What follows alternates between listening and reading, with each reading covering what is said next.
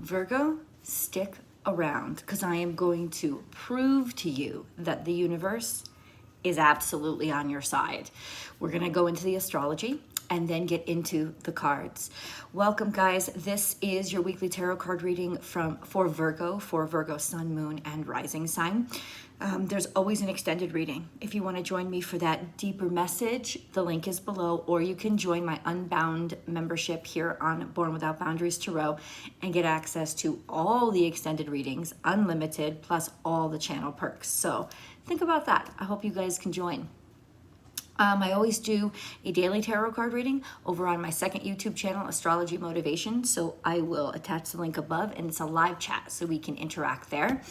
And then subscribe to the channel and ring that notification bell because I upload a new Virgo video every single Friday at 8 a.m. Pacific time. That's over here on the West Coast of the US. So once you're subscribed, you'll get that notification bell and you get to see your favorite content as soon as it pops up.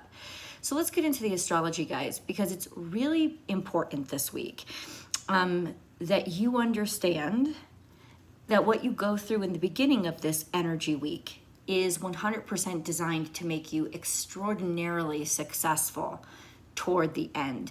And the end is divided by that new moon on Tuesday coming up. It's a new moon in Sagittarius. And that's all about, it's a new moon in Cancer. I apologize. It's a new moon in Cancer.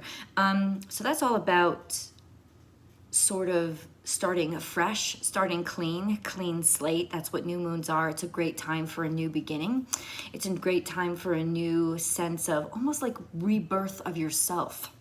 So how do I know that the astrology, the universe, is working in your favor? We begin this energy week with an abstraction or an abstracted, if not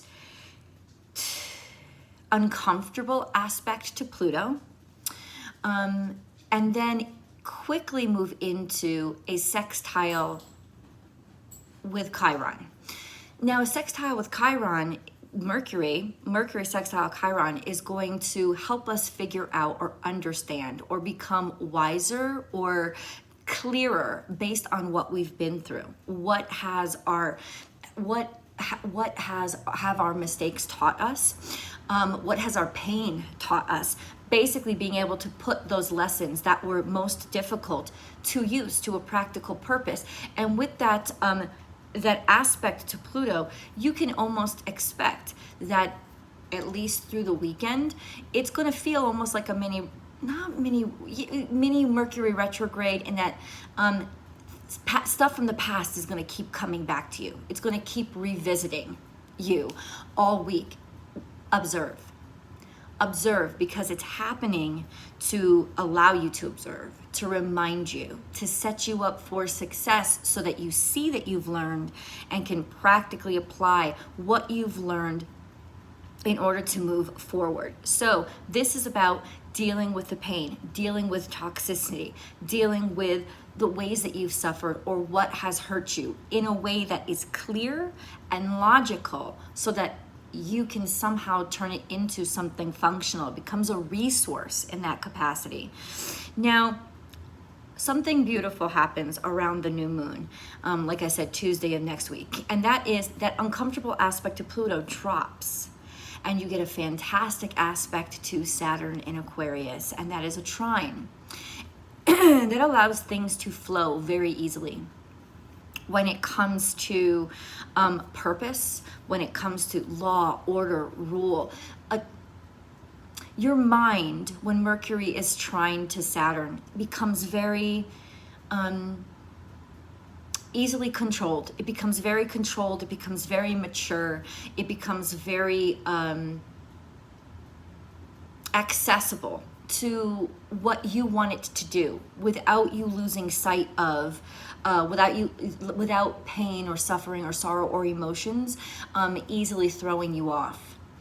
Now, just after that point, just after that new moon, all of a sudden Mercury also squares Neptune.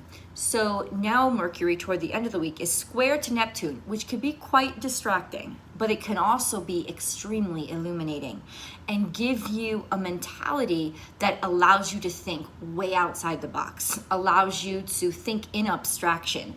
Basically one of your most creative periods ever, while Mercury's also trying to Saturn. So what could be a very distracting and, hard to get your shit together kind of interaction or square to Neptune, the universe also has you trying to Saturn so that you can put all of that in order very easily and put it to practical use for you. You will never be so bright, intelligent, and damn near genius as you will after that new moon. And because the universe has done it in the way that it has legitimately made you review all the ways that maybe you have been ill or suffered in the past, giving you a way to work through it, work with it, or see it objectively, and then giving you the wherewithal to be able to do something extremely clever with it. So basically, after that new moon, trust your mind, get it working, get it going, and let all your brilliance come out. Because especially with that trine to Saturn, you could really impress people that are in the higher echelon of your industry or what you do, because they will be listening. You'll have an easy relationship with them, and they'll be willing to let you try things that maybe you haven't tried before. Or if you have a Capricorn in your life, you'll really be able to solve some issues, solve some problems, and maybe even help them in some ways to work through what they've been going through or what the two of you have been going through. Interesting. Wonderful energy. But that trine to Saturn is everything, because it means that you are going to have the wherewithal to be able to stay solid in your mind and very grounded in your thoughts, while your thoughts are also expanding and malleable in a way that they never were before. Guys, this is a healing time for you. It's a healing process. It could even represent healing, because Neptune is sometimes getting to the bottom of that sickness and especially exercising any kind of spiritual unhealthiness. So let's get into the cards. This is a good segue into the cards. Virgo. What message do you have for Virgo?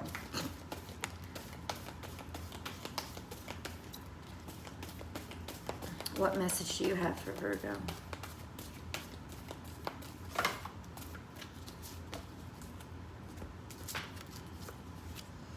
Love is all around. So this is coming up in reverse. That could mean you just want to shut down. This is Gemini energy, so it's also ruled by Mercury. This could also mean you have not heard from somebody in a while. Lack of communication, lack of something to say. Maybe it's you that's decided to cut off communication because you just don't know what to say. So this feels like isolation in some ways, not talking to somebody. This could also feel like lack of love. I don't think that there's lack of love so much as lack of communication of that caring or concern. This could also be lack of communication with a piece of information that you really need right now.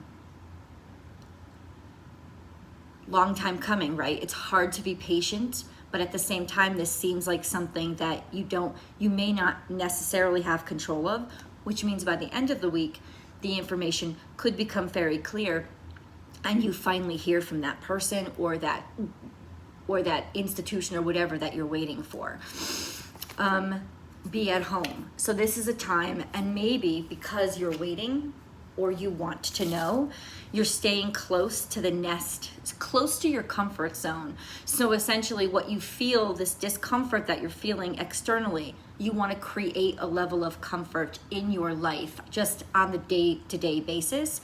So staying very close to home maybe just recommended for you. Pull out that, you know, tool in your wheelhouse this week. Stay as close to home as possible. This could also represent family, staying as close to family as possible, or haven't heard from a family member, or waiting on information about a family member right now as we begin. Okay, tend to the small things. This could be about their health. This could be about something that's been built up. This is also words. So Virgo also rules the day-to-day care of yourself.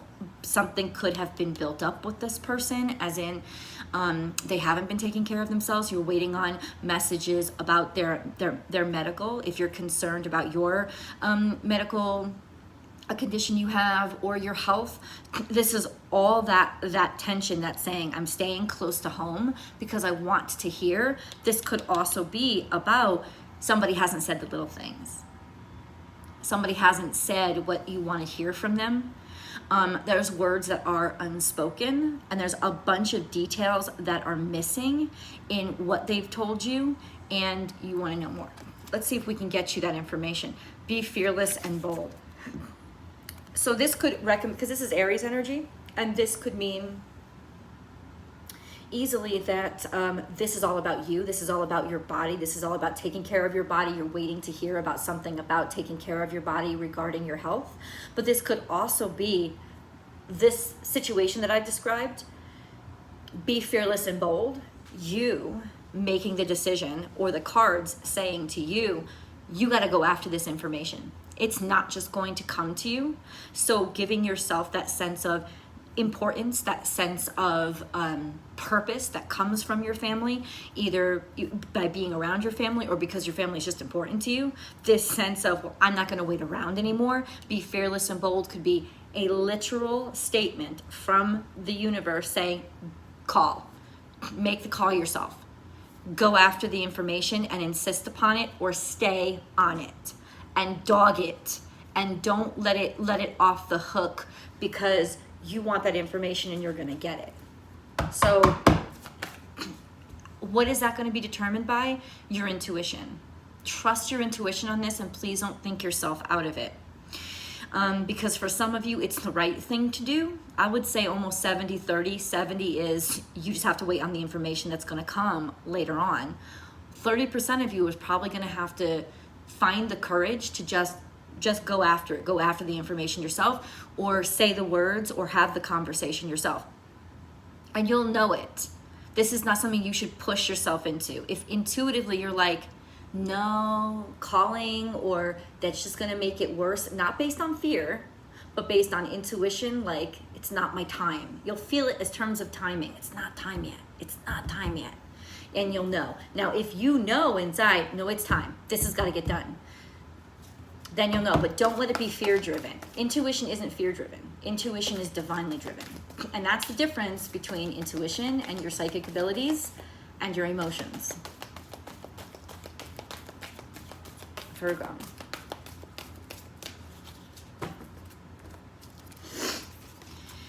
Life is speeding up, so things will come together. Communication will finally come through.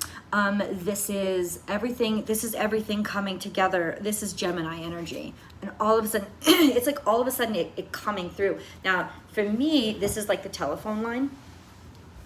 So the messages could be coming through the phone, or just a sense of everything is starting to click. Right? So you're going to get this frustration in the beginning of this week, of course. But honestly, staying close to home and giving yourself that routine, that schedule, or being in the place that you feel most safe, or whatever has been building up, deal with it, adjust it, deal with what you can control, and put yourself into a purposeful mindset, taking care of your house, taking care of your body, and then things will come through. This is a good sign after this energy. Things will come together. And then you are never alone. I feel like, as tense as this situation is, it's almost like something you had to work through. It's like something you had to go through. You had to experience the tension to be able to experience yourself going through this kind of worry, going through this kind of concern, to make you realize just how much you love somebody or how much they love you. Because this seems to be the purposefulness of this, is to bring people back together, or communications back together, friends coming back together, seeing that people actually care about you or that you care about them, vice versa. Connectivity. In the beginning, it feels like you feel very disconnected, and it has to do with lack of communication. But when the communication comes back through, so this is really good news for somebody who's waiting on a call from somebody. By the way, I always tell you, don't ever wait for anything, ever. There's nothing to wait for. Don't spend your time pining or wishing. Spend your time working, or, you know, applying your time. What do I do with this tension? What do I do with this nervous energy? Use it, use it, use it, use it. This is saying, you know, worry is like a rocking chair. It's give you something to do, but it won't get you anywhere. And that's kind of what it is. It's like, do I worry, or do I use this irritating, frustrating energy to keep myself active? And I feel like that's the lesson that you needed to learn this week, to know that you can do something else with worry besides worry, that you can actually put it to use or make it motivate you, and it'll help you moving forward. This will be a lesson that you never ever forget, so that you can use this in the future, and it will definitely change how you interact with life and help communications continue, help communications in general. But overall, this is definitely a sense of whoever you were waiting to hear from, you will hear from, or you will be speaking to. This message is going to come through. Okay, hold on. This message is going to come through. Connectivity could be something about a friend. I don't know if you guys are waiting to connect with a friend or wanting to connect with a friend, but it's definitely a time to do that, or for it to happen. Let's go to these cards.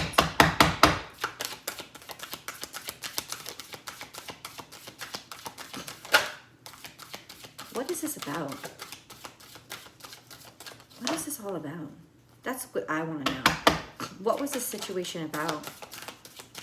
7 is about alchemy, waiting to see if something worked or something came through, and figuring out how to make something come through. Or it could be about work or a job, waiting around to see what worked out, workman's comp, some sort of medical compensation, all of that. And then this could also be 4. So it's definitely something practical, something in the 3D, something that you're working to get done, something tangible. So that could be a house or building. This has got to do with work and building, something that you have been building. Oh, and this could be like the bright idea for what you've been building, or for what you want to build. Finally, if you guys have had writer's block, and you could experience that 100% during this first leg of your week, if you have had things like writer's block, or couldn't find the words, or couldn't figure something out, all of a sudden, by working with it practically and working through it, so it's not necessarily just by sitting around and doing nothing, but it's by finding a way to keep the energy moving. That's what you really have to focus on this week, Virgo, because that's what's actually going to move things along and lead to productivity. This is about 4 and a 7. Could be about somebody's age, somebody who's around the age of 47. If that rings a bell at all, this is a sense of that could, because I asked the cards, who is this about? What is this about? So this could be about somebody around that age. So what is the message? What's the message that Virgo's waiting for? That's what I'm asking now. What is the message? What is the message? Let's see if I do the cards this way. What is the message? This is about some sort of message of get-together, gathering, message of friendship, waiting on if somebody's going to help you, if somebody's going to come by. You could be thinking, do I call and let somebody know something has happened? Will they show up? Will they arrive for me? And the bottom line is, yeah, it doesn't matter what, okay, it does matter what how they say, or how they, okay. You have to do what makes you happy. And if you want that person there, or you want that person to know, that something has happened to you, then reach out to them. If they're somebody who doesn't care, I know that could hurt, but the point is you care about yourself enough to give yourself what you need. And if you still need them in some capacity, it's okay to reach out and say it. If they react like a prick, well, then you know. There you go. You know, that could be all of a sudden when you realize, oh, I put too much stock in them to begin with. But ultimately, you have to stand by what you care about and not call yourself stupid or suppress any kind of feeling that you have inside of you, because that's just going to make you sick. So if this is important to you, reach out for it, to be on your own side.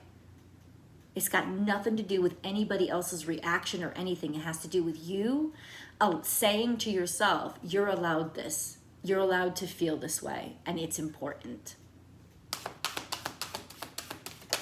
What is in this message? Oh, all the cards come out. What did I say? The cards are 100% saying take action. Do it. Take action, take action, take action. That's yang. Go after it. Something is not for you. Maybe this partnership is not for you, okay? So if you want to know the answer, here we go. It's almost like you're gonna learn that whatever this partnership wasn't meant to be, or maybe, yeah, it wasn't meant to be. Maybe you thought of it as more than it was to begin with. That's okay, because this action is about you giving yourself what you need. It's not about what comes out of it, because what comes out of it is what really comes out of it is not this relationship or this connection with somebody else. It is you being more deeply connected to who you are, because you gave yourself what you needed, regardless of the outcome. It's not about the outcome. It's about sticking by yourself.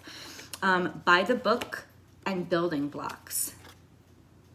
Once again, you're building something. You're working on something. This could also be the message is, hey, this isn't the right thing for you because there's something going. This isn't the right partnership. This isn't the right house to buy. This isn't the right job. Why? Because there's more going on than meets the eye. It looks more spectacular than it actually is. And we're going to get deeper into that in the extended. I'll see you guys there. The link is below.